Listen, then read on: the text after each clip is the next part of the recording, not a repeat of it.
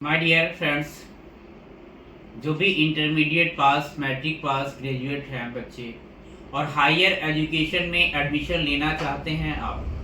तो एक सबसे बड़ी डिफरेंस को आप समझेंगे कि अगर बिहार से आप स्टडी ले रहे हैं तो बिहार में कैसे कैसे कॉलेज हैं। बिहार में कॉलेज का इंफ्रास्ट्रक्चर कैसा है,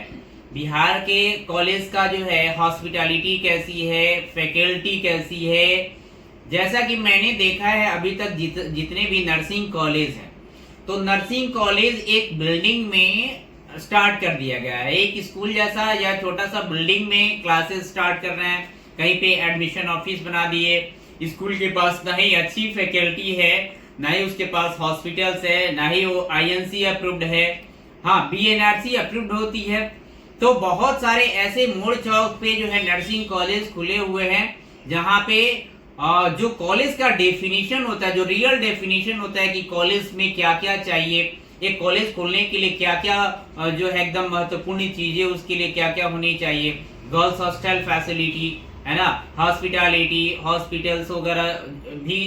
जो है नर्सिंग और फार्मेसी के लिए जरूरी होता है। खासकर नर्सिंग के लिए एकदम जरूरी है ANM GNM BSc नर्सिंग का। और BNRC डिग्री लेके बच्चे हमारे बिहार से पढ़ाई कर रहे हैं। हम चाहते हैं कि बच्चे का एडमिशन जो है PMCH NMCH जैसे बड़े कॉलेज में पढ़े, तो खासकर ये कॉलेज है। बट जो स्टडी सेंटर टाइप में कॉलेजेस जो स्टडी सेंटर टाइप में चल रहा है, वहां पे कैसे बच्चे को नॉलेज मिलता है, वहां पे क्या आपके बच्चे क्या बच्चों के अंदर, आप सोचिए कि आपके अंदर अच्छी प्रेजेंटेशन हो पाएगी, आपका राइटिंग स्किल हो पाएगा, क्या आपके पास रीडिंग स्किल हो पाएगा, क्या बॉडी लैंग्वेज आपको मिलेगा, पर्सनालिटी डेवलपमेंट की क्लासेस होगी आपका कम्युनिकेशन स्किल ये बिल्डअप होगा, आपके अंदर डेवलप होगी। जो चीजें हमारे अंदर जो चेंजिंग होनी चाहिए after education, after higher education course complete करने के बाद, जो हमारे अंदर चेंजिंग दिखाई देता है, कहीं हमें उठना बैठना चलना बात करना, ये हमारे अंदर जो है इम्प्लीमेंटेशन होती है, क्या ऐसी चेंजिंग आती है बिहार में अगर बच्चे स्टडी करते हैं? अगर चेंजिंग आती है, अगर आप महत्वपूर्ण इंपॉर्टेंस समझ रहे हैं, तो आप बिल्कुल स्टडी कराएं, अपने भाई, अपने अभिभावक महोदय, अपने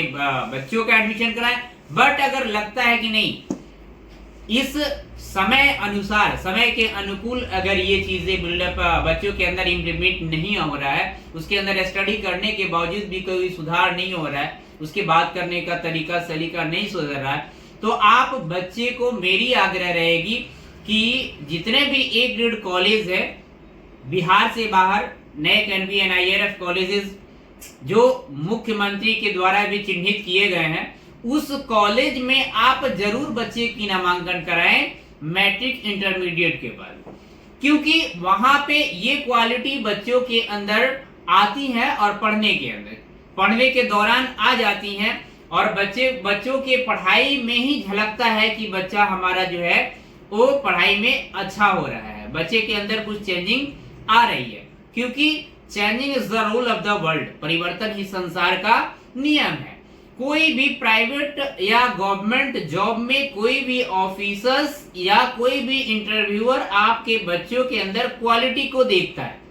और आपका बच्चा या कोई भी लड़का लड़की जो 25 साल 22 साल, आपका मान के चलिए 17 इयर्स में इंटरमीडिएट हो गया, और उसने 4 साल में अपना इंजीनियरिंग कंप्लीट किया, 4 साल में मेडिकल का कोर्स या MBBS आपका 5 साल में 6 साल में जो भी, तो लगभग आपका 21-22 साल तक 23 साल तक उसने अपनी पढ़ाई कंप्लीट की। उसके बाद उसको जॉब की नीड है और जॉब की जरूरत है, इसके लिए इंटरव्यू देना पड़ता है।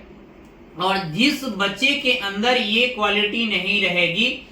रीडिंग स्किल और writing skill, personality development, body language,